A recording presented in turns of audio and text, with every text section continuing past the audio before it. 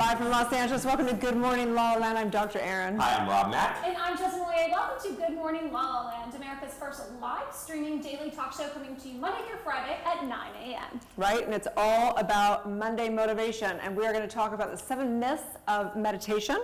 We're going to also talk about all things yummy and orgasmic meditation. OMG. Just and then we're also going to talk to another inspirational woman about an actress directing and producing all here in Los Angeles. Can't wait for this day. I'm motivated. I am. I woke up motivated. Oh, I've got a hard case of the Mondays, so I'll be having some more coffee. I'm so excited because we have 2 very, very special guests in the house.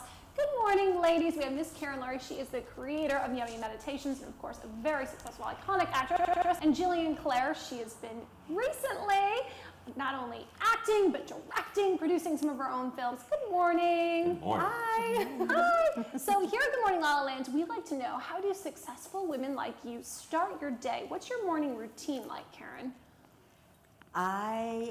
When I'm in bed, I do some really intense breathing, and then I do like this Wim Hof method breathing thing for a few minutes, which where I hold my breath for, I can hold it up to 2.5 minutes now. And it's really fun, and then you get all buzzy and just your whole body is like alive. And then I usually go eat my breakfast, and then I meditate and start dancing. Wow! I need to start dancing. Jillian, what's your morning routine? Oh man, it varies depending on what time I have to be up. But I usually always get up in the morning, walk my dogs, do a little bit of a workout, and then get my coffee going.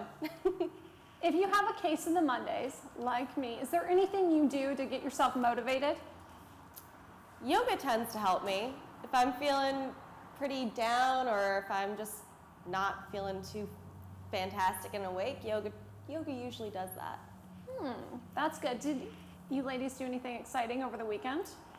I do. Yeah, I went to a party on Saturday that was really fun, just a really beautiful party, and I had fun with some friends I hadn't seen in a long time, and that was really sweet. It was like a Tantra party. Very cool. What about you, Jillian? For me this weekend, I actually got a weekend off and didn't have anything to do, so I just relaxed and read some books and hung out with my dogs. It was very nice. Oh, no wonder you seem so refreshed today. Well, thank you both so much for being here. We're excited to get to know more about each of you later in the show. Right, Tantra parties, sign me up. Yeah, she sounds like she's probably really fun on the weekends. Right? And the weekdays. Yeah, might have been a little more interesting than my weekend. I finished Universe 101. It was a book given to me by one of our recent guests, Ms. Monica Ortiz, and she offered to give me a course from her institute called The Exceptional Life. Caveat, I had to read the book. So I did my homework over the weekend, and I'm prepared. I know the Universe 101. Nice. I'm so impressed by you, Jez. You always say yes to things, and I feel like you're in constant receptive mode. Right? Well, Yeah. wasn't it Gary who said the yes frequency? Just say yes. Yes. I may say yes a little too often, by the way. But I'm working on that. We'll see. Well, most people regret things that they didn't do, so I think you're safe. Right? Exactly. No regrets. Yeah. No Right? regrets. How was your And weekend? you guys hit the Beverly Hills Hotel, right? We did. How was that? I love that place. Insane. It was so good. So beautiful. I sacrificed myself for souffle. If you haven't ever had a souffle at the Polo Lounge, you are missing out. There's so much more than the McCarthy salad, you guys. It is all about the souffle. It was to die for. Yeah, that souffle was insane. I had the McCarthy salad.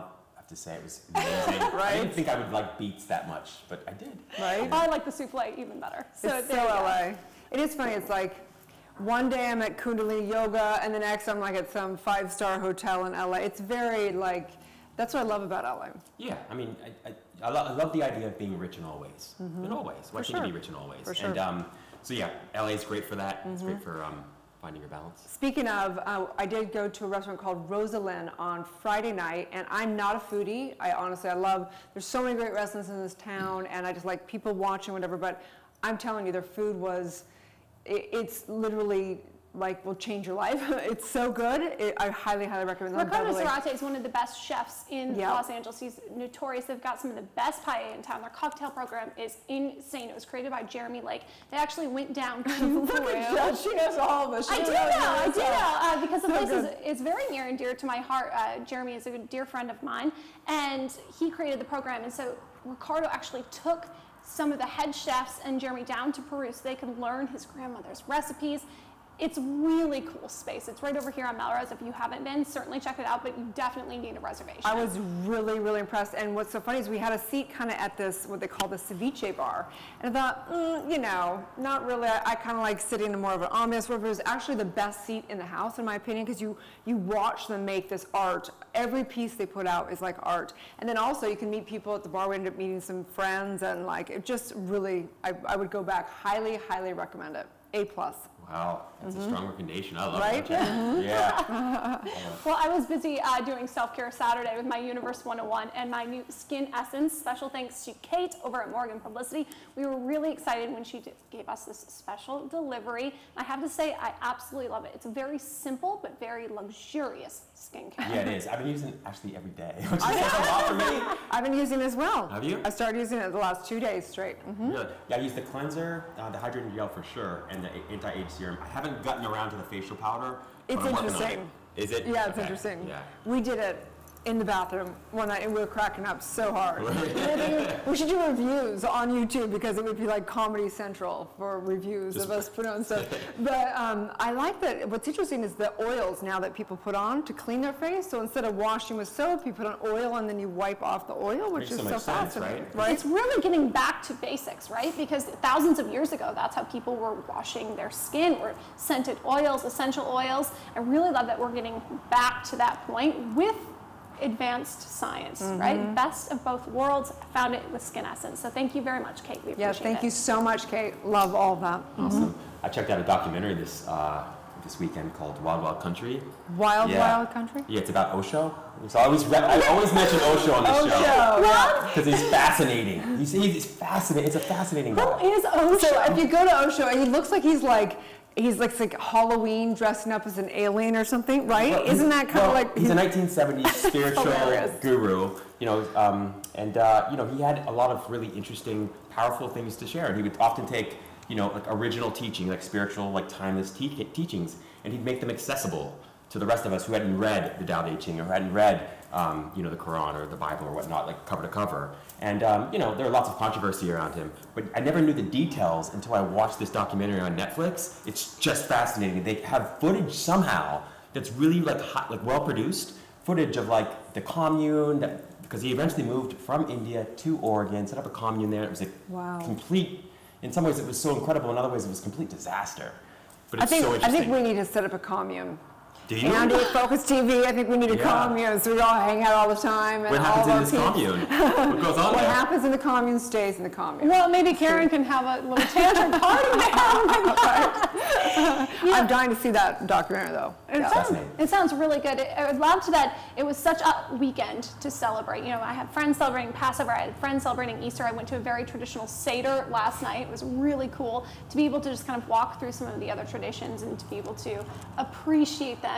And welcome spring. It's such a time for like renewal and just kind of getting back. So another special thanks to Ms. Rochelle Godric. She's been such a style angel to me. Her new line is Renewal, and she gifted me the clothes I was wearing last week, and she's also sponsoring my looks for this week. So nice. Thank you, It looks Rochelle gorgeous. Godric. Love it. So fabulous. Absolutely love it. So let's take a little break. When we come back, we're going to talk about the 7 myths of meditation, because I think there's many people that they haven't tried it yet. They have some, you know, fear around it. We're going to debunk those and set you on your way to get motivated in meditation this day. So stay tuned, you guys. We'll be right back.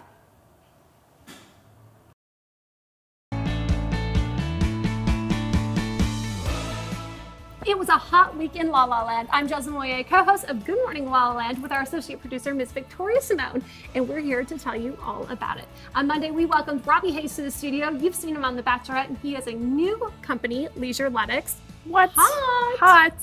Tuesday, we welcomed Sean Kushner, aka Kush.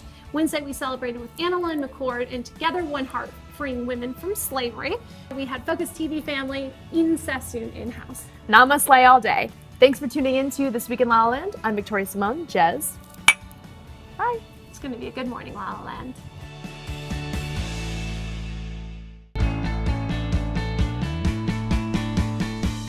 Hey everyone, thank you for tuning into This Week in Focus. My name is Victoria Simone, producer here at Focus TV Network, America's first live streaming daily talk show network. And today I have my girl helping me out, Jasmine, co-host of Good Morning La La Land. So last week on the Focus TV Network, we shot Reshape with Ali Landry. And special guest, Ross Matthews. We had the Alyssa Goodman show. With the original Iron Chef herself, Kat Cora. What? I'm so excited to announce our newest show, The Lisa Torres Show, Jeslyn, who was on Good Morning La La Land. We had a great week full of guests, including Robbie Hayes from The Bachelorette. Hot! Hot! Anna McCord celebrating Together One Heart, and Im Sassoon, beauty and wellness advocate. Can I say triple hot? Thank you guys for tuning in to This Week in Focus. Jez, thanks for helping me out. Bye.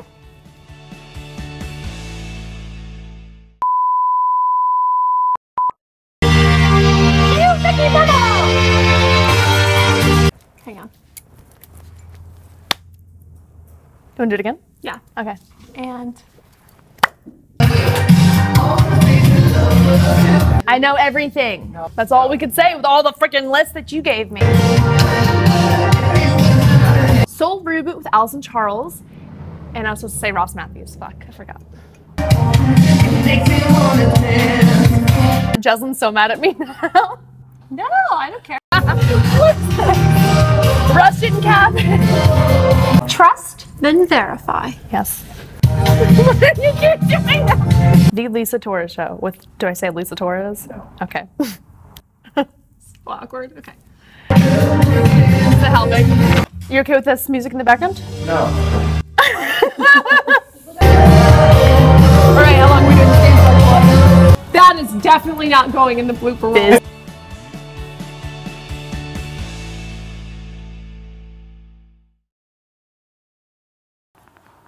Live from Los Angeles, welcome back to Good Morning La La Land. We are honoring hashtag Monday Motivation today. We have two very special guests in the house, Ms. Karen Laurie, the creator of Yummy Meditations, and actress and filmmaker Jillian Clare. I'm wondering, how did the two of you find balance?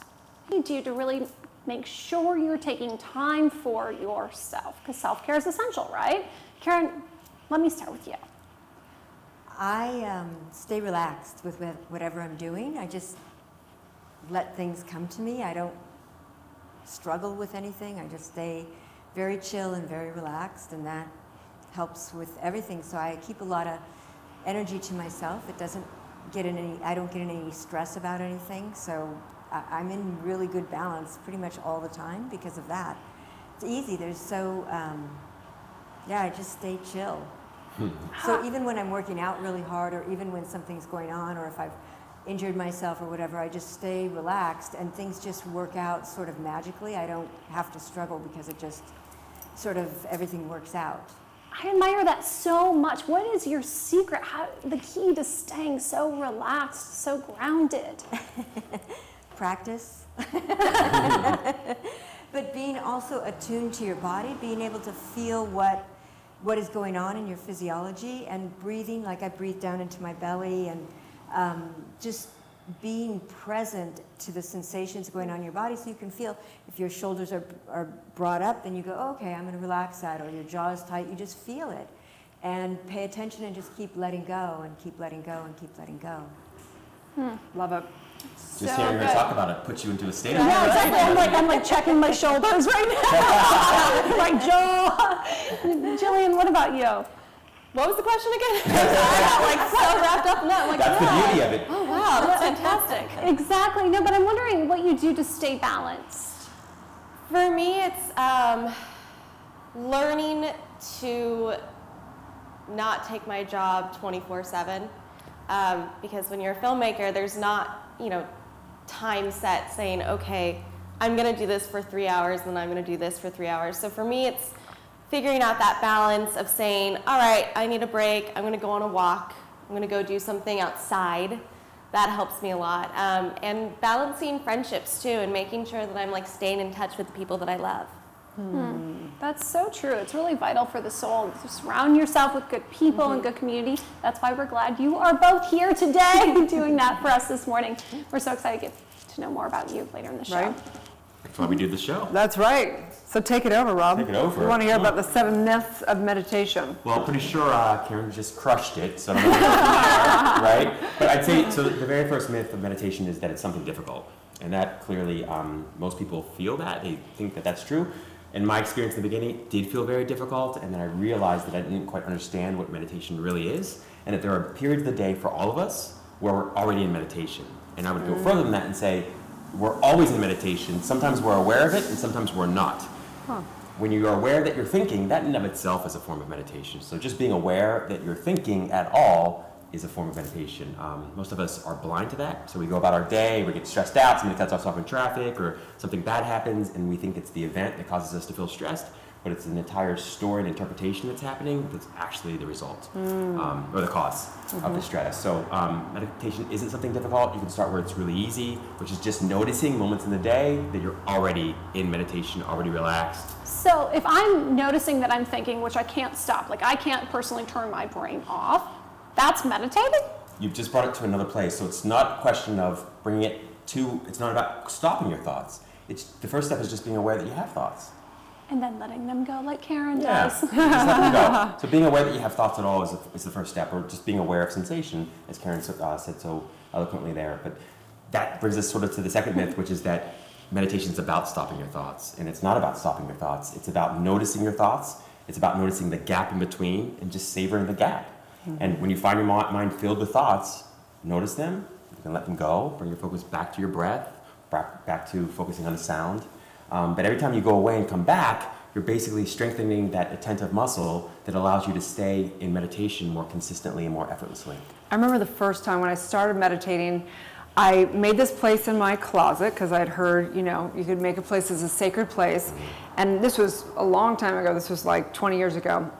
And I remember going in there and sitting down and thinking, okay, I'm going to quiet my mind. I remember it was just like torture. Like it was literally like nails going down a chalkboard. Because I just thought, I can't do this. Like this is my mind was like, we have this to do, we can't do this, why am I doing it? Like every chatter, it was like the worst mind chatter ever. And I do remember it was really, really difficult. Yeah, it can be very difficult when you're trying to force something to happen or make something happen, like stop your thoughts. We know from science that the more you try to stop a thought, the more you actually feed it. So we've had all these incredible studies with like these pictures of white bears, and we tell people, whatever you do, don't think of the white bear. Now they're not with me anymore. And of course, what do people do? They just stay looking at the white bear. So that's not the way to do it. Instead, just notice, for me, running was sort of my introduction to meditation. When I would run long distances and I would go fast, my mind would just quiet on its own. And then from that place, sometimes I get these downloads, sometimes I wouldn't, but it was always a very peaceful and blissful experience for me. And sometimes for people, it's swimming. It might be sex. You know, it could be all kinds of different things, but just notice when you're naturally and effortlessly relaxed and your mind is quiet, do more of those things, and then try to introduce a little bit of those things into your everyday life. In Kundalini, they say you can't ever quiet the mind. Their belief is that you can't, and that's why you have mantra, and in the mantra it directs the mind. And I disagree. I think that there's a place where you can actually quiet the mind and go into, you know, that thoughtless place. But I see where for a lot of people they can't, and it's hard to get there. And so mantra is a way to direct the mind and go beyond. But I agree, I think you can get to meditation through exercise is a big way. A lot of people get to that place where they're merging with their higher self, they're having universal truths come through, clarity. I hear what the folks are saying that say, listen, the mind can't be quieted. That being said, you've got even scientists like Jill Bolte, who wrote Stroke of Insight, who had a stroke, and her mind was quieted. Now, it doesn't take a stroke to get to that place. Now, to permanently quiet your mind, not sure that's even desirable, like in a permanent way. I think the difference is, are you thinking thoughts that feel good when you think them, or are you not? Right? And so you want to get to a place where you're able to experience life in a more effortless, enjoyable way. So number 3 is it takes years of dedication, practice to receive any benefits from meditation. I mean, that's definitely not what they've said. They've done studies where it's like in 8 weeks they've had major, huge benefits to people's lives, their health, their wellness, everything. Absolutely. I think I've only truly ever meditated twice. And both of which were with Nacho, right? A couple weeks ago, we had on a sound therapist. He's a world-renowned composer, musician, and composer for the brain, right? And when I worked with him, I got into this like very ethereal, weird space that I never felt before. And I really think that's kind of what a meditative state was. And in just those 2 times that I actually was able to meditate, it was so incredibly healing, just in those 2 times. Right. Yeah, it's unbelievable when you rest your mind, how everything else sort of gets in line with that, you know. So, and it brings up a great point, you know, there's an entire science behind us each having different primary representational systems, right? So we have 5 senses, and essentially each of us is one sense dominant. So maybe one person is more visual, another person is more auditory, another person is more kinesthetic. To the extent that you can identify what your primary representational system is and cater your meditation to that primary representational system, it can be a lot less effortful for you. So for you, you might be a little bit more auditory. So to the extent that you do auditory types of meditation, you might find it easier. I had no idea how much sound spoke to me. I love this myth for meditation is escapism, and I get that. A lot of people think, and I think that there are probably a lot of people that denounce stuff and like become spiritual, and then they're like all into this whole thing. Oh, I don't need materialism. I don't need money. I don't need whatever. And it's fine if it's an authentic thing, but I do think that for some people it can be escapism. Yeah, and it's interesting. I mean, as soon as you start talking about meditation, it becomes very confusing in a way. It's like music, trying to describe music to someone who's never heard it before. And when people talk about escapism, well, in a way, you're escaping from these really stressful stories that you have in your mind. So in a way, you could say, well, it is escapist. In another way, it's actually diving into the deeper, truer reality. And for me, that's spirit. For us, I think all of that. Us, if there's peace, there's joy, there's happiness in that. For me, that is the reality. Right. So I do think that there's one thing out of the 7 here that I don't agree with. Okay. And they said meditation is a spiritual or religious practice. They're saying that's a myth. And I disagree. I think we are spiritual beings. This is the truth for me. But I get that for somebody who is not spiritual or not religious, that they don't have to think of it like that because it's scientifically based, right? Yeah, exactly. We can all benefit from meditation because we can all benefit from relaxation. We can all benefit from peace and love and joy. So you don't have to be spiritual or religious to practice meditation. Got it. Makes sense. Well, but that is an interesting point, though, because I do have friends who grew up in very religious homes, specifically in Christian homes, that were not allowed to meditate. Really? Because that was against their religion. Which is wild to me because one of the first things I know, right, growing up in a Christian home myself, is be still and know that I am God. Right? That in of itself, you know, and yet I get it. Again, it comes down to language. And sometimes certain words, you know, turn people off, other words turn people on. And so for people like that, I talk to them really about how to be still and know God. Right. You know. It's beautiful. And prayer is a form of meditation, really. It's just communicating into the meditation. But Absolutely. yeah, so it's all verbiage. Totally. So then that brings us to the last myth, which is that you're supposed to have transcendent experiences when you meditate, or you're supposed to sort of gain these cities, which are essentially are like miraculous spiritual gifts. And occasionally it does happen, but for the most part, what I consider the most sort of advanced or evolved spiritual teachers all say that that's a stepping stone on the path, but you want to let those things go. Because if you hold on or you even go after meditation in order to achieve something, like spiritual gifts, like levitating, like, you know, being able to hold your breath forever, things like that, sure, it's fun, it can be helpful to some level, but you don't want to get attached to those things because at the end of the day, it's about something beyond that. Right. Yeah. Love that. It was so great to debunk meditation, because I know for me, meditation's been one of my foundational work of everything. It's been the foundation for all growth, mindfulness, spirituality, empowerment, whatever you want to say. And I do think that it's one of those things that a lot of people are scared, but at the same time, look at our guests. Like, everybody we know meditates these days, so it clearly has become mainstream, for sure. Yeah, for sure. I know you and I have had some conversations about meditation, Jess. How do you feel about it overall? Overall, it's something I try really, really hard to do, which is totally against the whole purpose of it. I shouldn't have to try to do it. But even just those 2 times, like I said earlier, that I feel like I actually meditated, it was so healing. It is something I want to seek more of. And I think really incorporating the mantras as a way of redirecting my mind chatter has been really, really important. And I had that conversation even with my mom. You know, when I grew up and we were in a Catholic home, and we used to work the beads, right? That's what we used to call like praying on a rosary, right? So my godmother will say, oh, I'll work the beads for you. And so but now it's like the same thing. It's like working the beads, but I'm working my mantras and I'm working through that. And it's really cool for me to be able to kind of retrain my mind and my spirit to do that. So I love it. And it's so important to remember too that I know that when I started, I tried to make it this big thing. I was like, I'm going to meditate for like 2 hours a day. I'm going to go to an ashram. I'm going to go to a silent retreat. For me, no. Like, it didn't work. Like, so instead, what I've discovered is like two things. One is just set the intention of enjoying yourself as deeply as possible wherever you are. So sometimes just sitting for one single breath or two breaths with the only goal and intention of enjoying sitting there, like enjoying a single breath as though it's the last breath you'll ever take. That is meditation. Just do it for one breath. And then when you remember later, do it again. And then when you remember later, do it again. And as you continue doing that, not only will it be more transformative than 2 hours of meditation, but you're also integrating it into your daily activities. So that's a much easier, simpler way to approach it. Absolutely. It's really important to remember you can be a regular guy and meditate. You don't have to be a guru. Absolutely. Just start with where you're at. Yeah, Right. you don't really realize it already, but you are a guru. That's right. That's the truth So right there. let's take a little break. When we come back, we're going to go to the back studio and talk with two women about their inspirational journey right here in Los Angeles. Stay tuned. We'll be right back.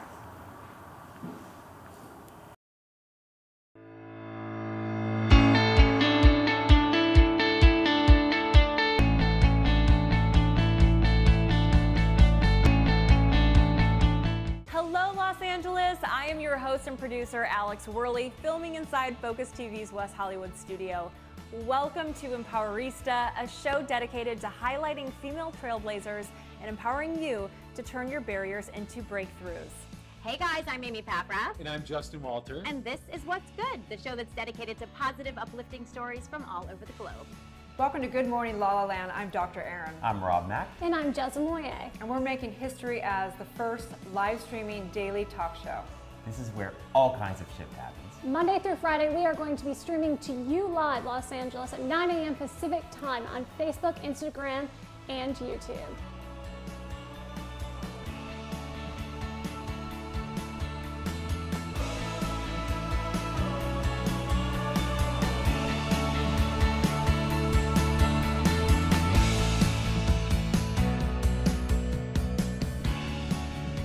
Hi everyone, welcome to the Alyssa Goodman Show. So Kelly, welcome. Thank you for having me, Alyssa. This is so fun. I know. What's up, Rose girls? I'm Jessica Carroll. Today we're gonna have so much fun because we have fitness personality Katie Austin. Hey, we're thanks for having having me on. with Cheers. Katie Austin. I love it. It Cheers. feels like a Saturday.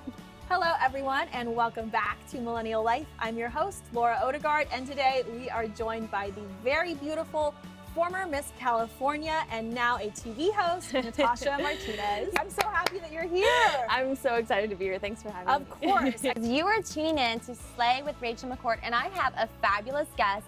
In studio with me is Liza Glukoff. She's just been named executive producer of programming at Awesomeness TV. I mean, no big deal, but huge. Hi. Thank you. Hi. Are we so excited right now? We are so excited. I mean, Thank we you for have having me. roses, we have perfect lighting, we've got some Spa Girl vodka in case we get a little crazy. Hey, Dr. Erin here, teaching universal law and spiritual truth, having a conscious conversation in the heart of Hollywood. And I'm honored to have the guest today, who is Christina Pascucci, who is amazing. Thank you so much. Oh, it's an honor to be here with you. I so appreciate it. Today on Moms Matter, we're going to talk about money, money, money, something that we all struggle with and we need help with, and that's why we have the fabulous Winnie Sun, who's here with us today. Aw, thank you. Thank you so much. I know you've been on MSNBC and Forbes, and you are the money expert. Hey everyone, welcome back to a new magical episode of Soul Reboot. I am your host, Allison Charles. Please welcome and meet this powerful divine queen whose name is Daphne Wayans. I am so happy to be here with you. I'm so honored to be here.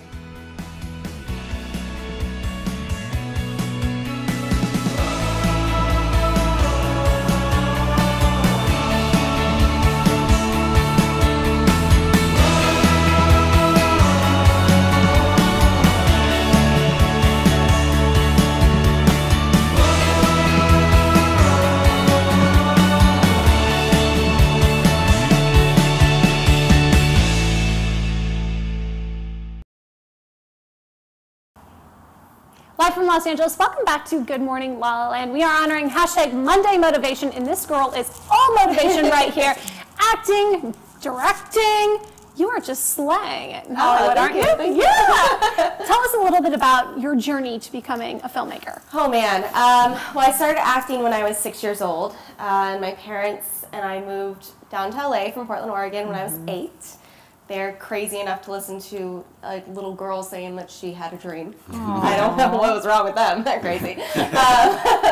But I started doing that, and then I grew up on a soap opera, pretty much, Days of Our Lives, and I did a bunch of little spots and bigger films and indie films. I'm gonna stop you just for a second. You grew up on the soap opera. You breezed right over that. What was that like for you? It was so much fun. You know, it's a lot like being in a play because you're shooting so much a day that you end up only having one take on things. And I came from a big theater background, which is, I think, partly why I got the job, because when you're on a soap opera, you have a whole episode, and now sometimes it's like 2 or 3 that they're filming a day. But it was great. Everyone was so nice. It was like a little family. My set teacher on that taught me yoga when I was 11. It was pretty cool. So you just knew, as a young girl, you just knew. Yeah. Interesting. 100%. I started singing and like watching Little Mermaid and stuff when I was like 4. And from there I became a singer, and then I had this little show that I did around the Pacific Northwest area. It was like a 13-song, one-woman show that I was doing when I was like 6. I'm insane. Wow. I don't know how I did it, but a talent scout was there, and they saw me, and they asked if I'd ever considered acting. And I was like, what's that? Took a class, and I was like, cool, this is it. Fast forward to Days of Our Lives. Yeah. So your parents weren't theatrical or anything Nope. like that? No, nobody in my Fascinating, family was. Just me. Just this one. Little girl, big dream. Little girl, big dream, yeah. So after that, I just kind of started creating our own stuff with my mom, actually. I got to an age where I wasn't booking things because there were 25-year-olds who could play 16, and they don't need set teachers, and they don't need moms, and they don't need people to travel with them. So my mom and I came up with a series that she wrote, and we produced it back when like web series weren't a thing, called Misbehave. And then from there we started doing films, and it's taken off like wildfire. It's crazy. So now you're a director, producer, and I mean, that's really amazing. Thank you. It's such a young woman. You made your directorial debut this year with To the Beat. A little bit about the film. To the Beat is a teen dance film in the vein of Camp Rock, High School Musical, Step Up, and it's about 2 girls, they're twins, and they enlist in this competition to be in their favorite pop star's new music video. And of course, there's the rival who lives across the street who thinks she's the better dancer.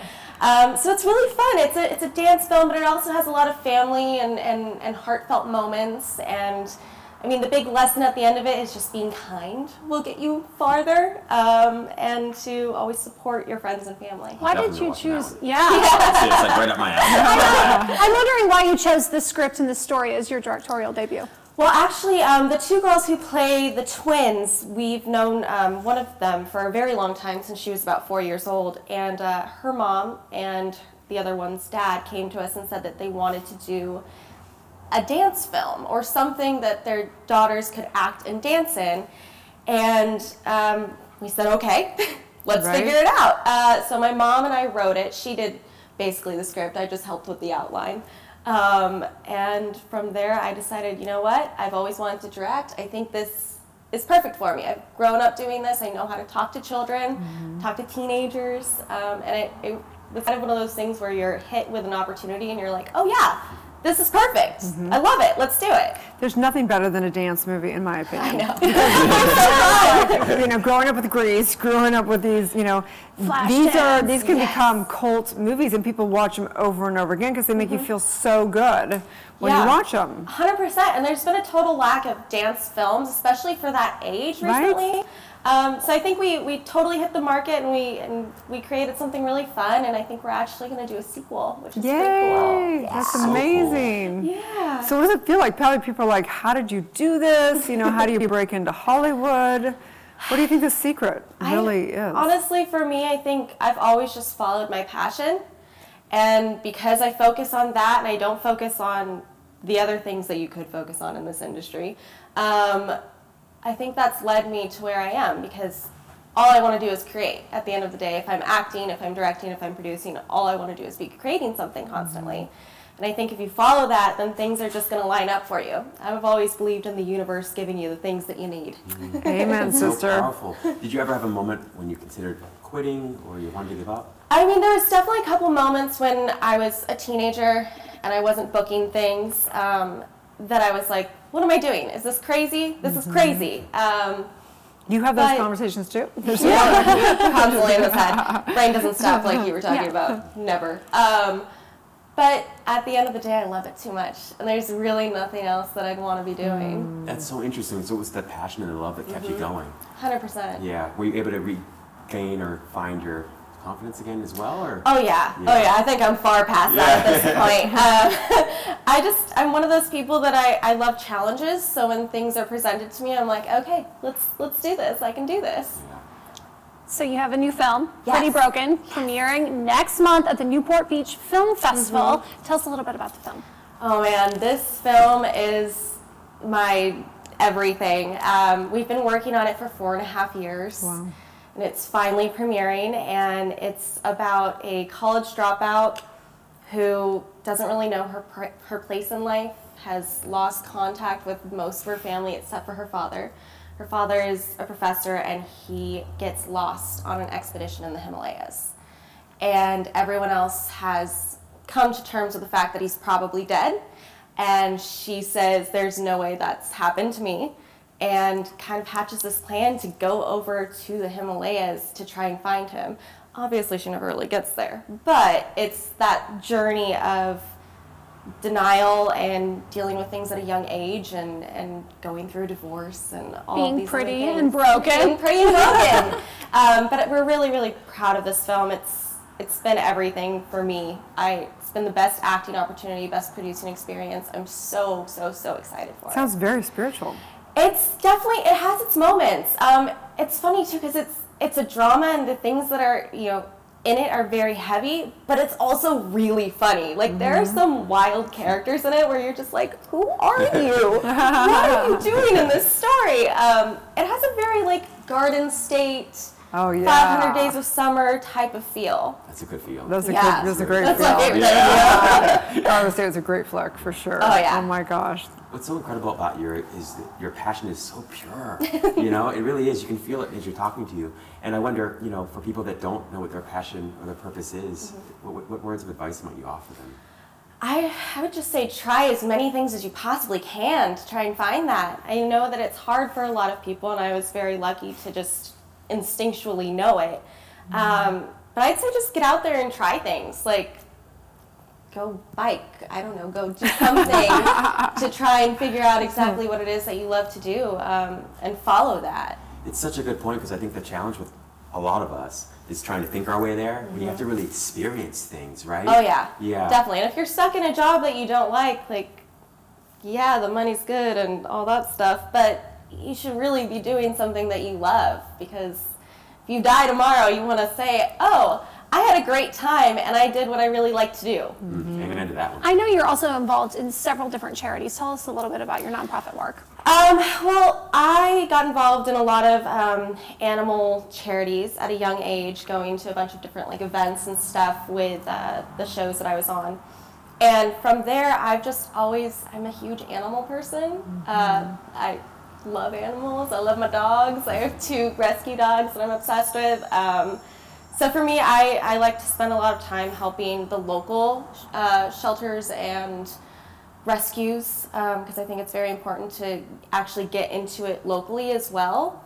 Obviously being a spokesperson for a big organization is great, but you should do the work at home too. There's so many dogs and animals out there in Los Angeles who need homes. So what do you do when you're on set? Because when you're filming, it's a lot of time away. What do you do with your animals? My dad watches them. Okay. Mom and dad watch them. Yeah, they watch them, and then I have a little pet camera that I can look at to check in on them. Awesome. Nanny cam. Yeah, a little nanny cam. I can give some treats and stuff too.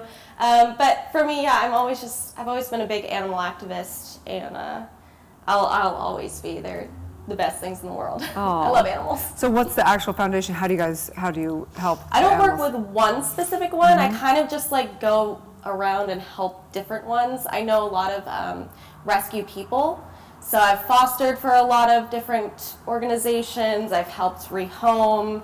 I'll get calls every once in a while being like, there's this dog at a shelter and I have somebody who wants to adopt it. Can you go get it? I'm like, sure, yeah, 1 second. I'll just drop that. Go get the dogs. So for me, it's more about helping like universally. Yep, love it. It's a universal responsibility. Right? Yeah, it is. Yeah. It is. So it's about that. And I love, 2 of my dogs came from Life for Paws, which is a great rescue organization. The other one came from the shelter. But I think just We helping love all locally. that. Yeah, we have a lot. So where can people find you? Where can they find your films?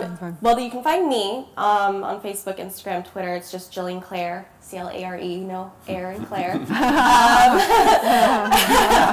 And then you can find Pretty Broken on all the sites too. Most of it is just Pretty Broken Film, I believe, and To The Beat is To The Beat Film as well. Okay, great. Love your heart. Love it so much. Keep up all the great work Thank you and so much. being a role model for so many women out there. Thank you so much. Thank you, guys. We appreciate So it. stay tuned, you guys. We're going to be right back. We're going to talk about all things yummy meditation, and you don't want to miss this one. Stay tuned. We'll be right back.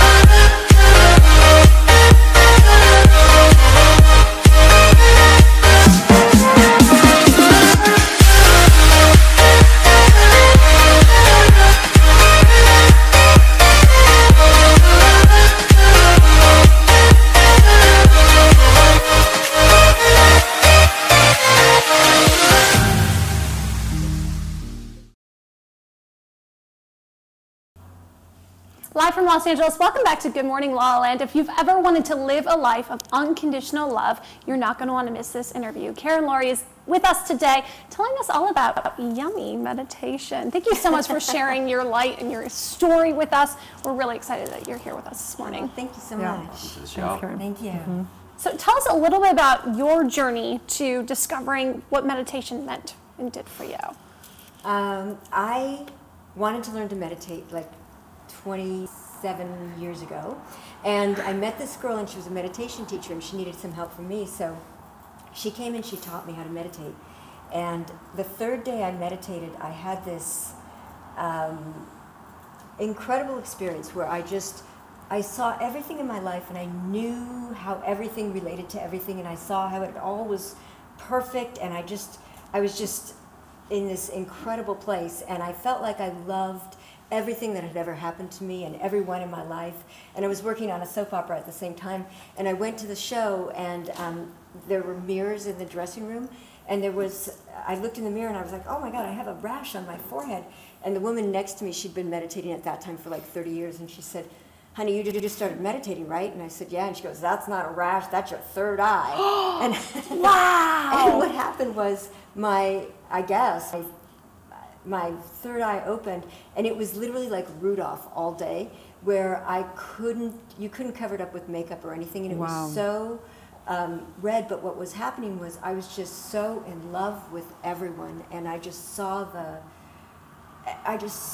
beauty in everyone, and it was just this beautiful experience. And it didn't last, but it set, you know, I wanted that more. You know, it was the best feeling I'd ever experienced at that point. I think it's a great point that sometimes we reach states in our practice or whatever we get so high, literally, in those places, and then you want to sustain them, and sometimes you have to go, we're here for a human experience, right? So how do you deal with that now that you're not always able to stay in that state? Well, now I am able to stay in that state. You are? Wow, Yeah. that's amazing. Yeah, I've found a way to stay in that state, but at the time I couldn't. And it was so painful to be in and out because, you know, when you love everybody and then you don't, that sucks. That doesn't feel good. But so then I've just practiced. You know what I did? I was realizing that the energy of obsession can be used for someone or against someone. You can use it as, the obsession itself is actually a vehicle. It doesn't have to be a vehicle for destruction like most people use it. It can be a vehicle for love or for connection or for divine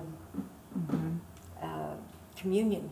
And that's what I did, is I said, I'm going to take that vehicle of obsession and I'm going to implant my desire for communion with all that is what I believe to be divine, and I'm just going to rest in that. And I just started to practice that, and I got so good at it that, I mean, I have little divots where I'm not in it, but they're so tiny that it doesn't bother me. I mean, and you get such clarity, like I've heard from the universe, or whatever you call it, God, love, whatever. One time I was really upset about something, and I said, da-da-da-da, I cussed. And then, I heard the universe say, you're so adorable. And the minute I heard that, I was like, oh my God, the love that's coming in is so unconditional. It's so powerful. How can I go against that towards myself because I've done something wrong or I was a little off? And I started to practice knowing how not just I am adorable when I do something off, but everybody's adorable when they do something off. And so then it changed my whole understanding. So I didn't get afraid of negative emotion, but then because I'm not afraid of it, it doesn't bother me, and then it goes away quickly. You don't feed it. Yeah, you don't feed it. Gives me just shivers hearing that. One of my favorite expressions of all time is love God and do what you want. Because when you love, and you can even replace God with the word love. Love love, or love source, love life, and do what you want. And I hear that coming through in what you're saying. And how does a person get there? It sounds like you practice meditation consistently, especially even when you're outside of that vortex, right? So can you talk to us a little bit about that, how you eventually, went from having this incredible transcendent experience, being out of it for a moment, and then getting back there? I think that I have done a lot of meditation, and I used to, when I first started out, I would do 2 hours in the morning and 2 hours in the afternoon of meditation. Deepak Chopra also trained me to do it, and so I would be doing this meditation, and you just get, you were talking about you can't quiet your mind, but your mind can be quieted. I don't silence my mind, but my mind gets quiet, and the more I practiced, the more my mind would just become tranquil and easy. And so I guess practicing, I mean, really it's practicing, and practice, the word practice in French is répéter, repetition, it's just literally doing something with some consistency, because every time you do it, if you're paying attention, you find yourself more and more aware. Your awareness increases with whatever you're doing, and as your awareness increases, you just get better and better and better at whatever it is you're going for, whether it's any creative thing or any physical thing or meditation or love. It just keeps getting better and better. One of the things I love about you is that you really have a great understanding of the brain science behind this, the mind and the body connection. Tell me a little bit about that. I loved, as a little kid, I loved the way science was starting to understand how the mind affects the body, and I studied that in college, psychobiology it was called at the time, and then I became an actress, and it was so fascinating as an actress because I would embody a character. I played on a soap opera once a character who was pregnant, so I wore ever-increasing pillows with a leotard, to show that I was getting pregnant, and I never took it off during the day because it was a leotard and it was too hard to take off. So I'd go out to lunch, and everybody treated me like I was pregnant, and my breasts grew. I'm like a C, and my breasts grew to be like a D while I was pregnant, they had to get me new bras. And then I had the baby, and I went back to my normal size. The mom's in a body. That's wild, the connection. Isn't it amazing? And then I had another experience. I've had so many experiences, but I had a doctor had told me I had melanoma, and she said I needed to get it removed. And so I had the plan to go remove it on a Tuesday, and I was at the grocery store on a Friday, and I ran into somebody that I knew socially. He was a doctor, and he said, "You have a melanoma," and I said, "I know." And he said, "You need to get that removed." And I said, "I'm going on Tuesday," and he said, "You cannot wait to go on Tuesday." He said, "Come to my office tomorrow, and I'll remove it." And I said, "Okay." And I went home, and he scared me, you know. And so I went home and I meditated on something that just to calm myself down. I wasn't trying to cure it or do anything like that. I just wanted to feel soothed. And I soothed myself all that day and all that night. And when I woke up in the morning, it was gone. And I called him and I said, "It's gone." And he said, "I don't believe you. Come in anyway." And I said, "Okay." And I think there was no evidence, there was no sign that it had been there. It was completely clear, normal skin. And when I got to his office, he looked at me and he said, "Jesus Christ, I've never seen anything like this before in my life." You're like, precisely. I am living proof right now. Meditation works. Right? Yeah, yeah. So we have to ask about the OM meditation. Orgasmic meditation? Yeah, tell us a little bit about that. Orgasmic meditation is, there's a company named One Taste, and they teach orgasmic meditation, and I've been practicing it for a long time. Well, we want to hear about that. We want to know 6 more. or 8 years. What do you want to know? I don't know, but I mean, I did watch the video. Which on video? One of, there was one where a couple went in, and they watched another couple, and there's supposedly like 10 points on the women's, you know, There's area so many that points. are, yeah. There's so many more. Yeah. So, well, I want to know. I want to know, like, what is that exactly? it's a practice where the sensation, it's a practice where two people, usually a man and a woman, have their attention on where the sensation in the body is, and they're looking for physical sensations. So the man will be touching a woman in a very specific way, very tiny touches, and it causes, like, the whole attention is to be there. So they call it meditation because you've got your attention on some particular focus. And then what it does is it just, I mean, I've always been, like you were talking about the different modalities that people seeing or hearing, I've always been very kinesthetic. I was a gymnast and acrobat. I'm just very in my body. But so it causes people to be more in touch with the pleasure that's in your body, and it causes people to get out of their head. I had already been out of my head when I started practicing it for the most part, but for people who are in their head, it really helps for that kind of thing. And it's just a beautiful practice, and it's both the man and the women get so much benefit from it. Right. They say that 1 out of 10 women can never ever reach orgasm in their entire life. Right. That's what it said on something, and I'm like, wow, that's amazing. And they say also that 75% of women can't have an orgasm with intercourse. So I would imagine doing that meditation really, gets people in touch with a whole other level. You know, it takes it out of the goal. Yeah, right. Because a lot of times people have a problem with experiencing pleasure because they're so focused on an end goal, just like what you were talking about with meditation. But in this practice, it's not about, am I going to climax at this moment? It's about, what sensation am I feeling? How good does that moment feel? How does this feel? How does this feel? I think it's just goal, this principle, and it's something that I know I've struggled with my whole life is, you want to achieve things in life, or you want to accomplish things in life.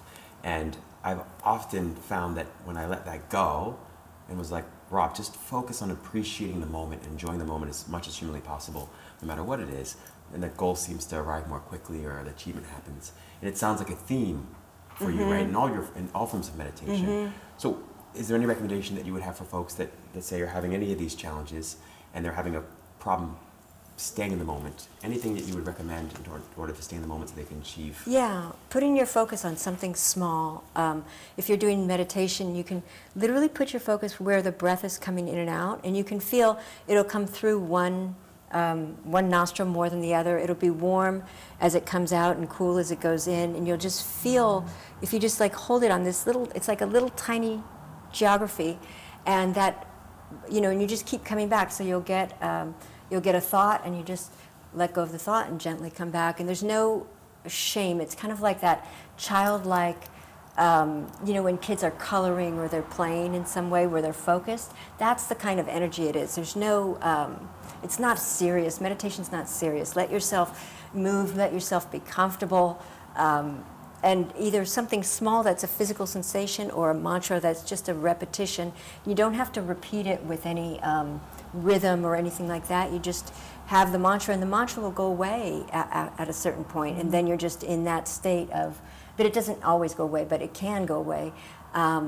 You're just in that state of being, that being bliss state. I love that. If people want to live in a state of chronic pleasure, as you have so outly mastered, how can they work with you and find more information?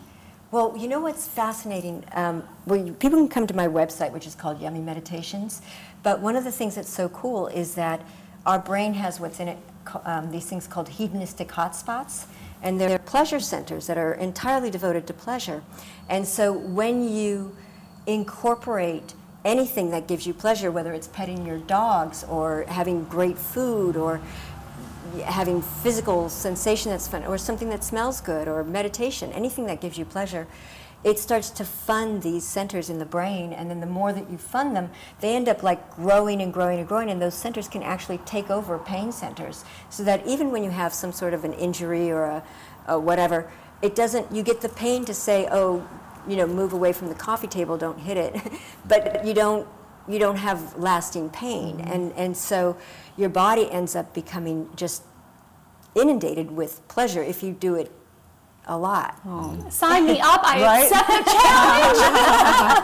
We want more of that for sure. Well, thank you so much for all your work, and it's so my beautiful pleasure. to just really feel like I really feel that you love us and you love life. It feels very genuine. Thank you. Yep. Thank you. Well, stay tuned, you guys. We're going to come right back. We're going to bring everyone back and maybe have a little chat, a few more things about Monday motivation. So stay tuned. We'll be right back.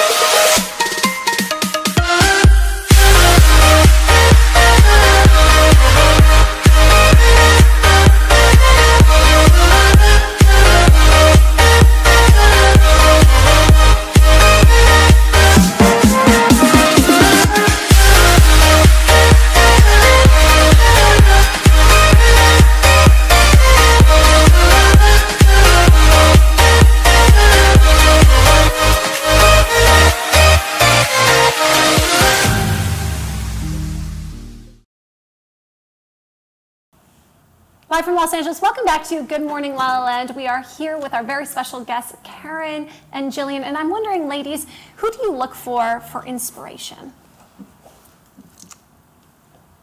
Your third eye? No, God, like my role model is what I perceive God to be. Right. That's my highest role model. I get inspired by everyone. Everyone inspires me, but I also just, like when I'm really looking to see what is it that I want to move towards, I tune to that energy and I use that as my role model. For She sure. is all right. She's like, I can feel it. It's radiating from you right now. You're so sweet. Jillian, who's your inspiration? Oh, there's so many people. The Duplass brothers, Greta Gerwig. There's a lot of people in the industry, but also my mom.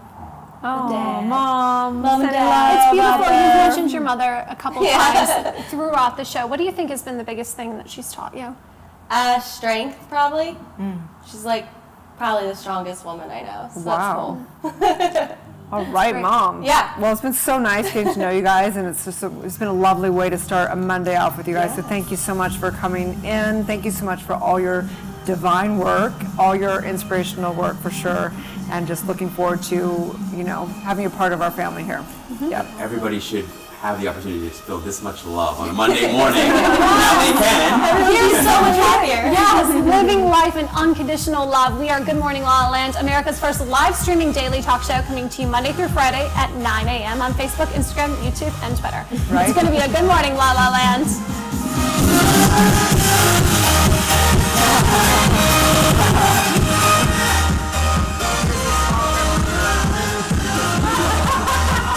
It's too hard, it's too much. I know. Jen and I always joke. Yes, definitely feels like We've directed a dance film. That doesn't mean I have been there. I was going to actually ask you that. I was like, that's the incredible answer. No?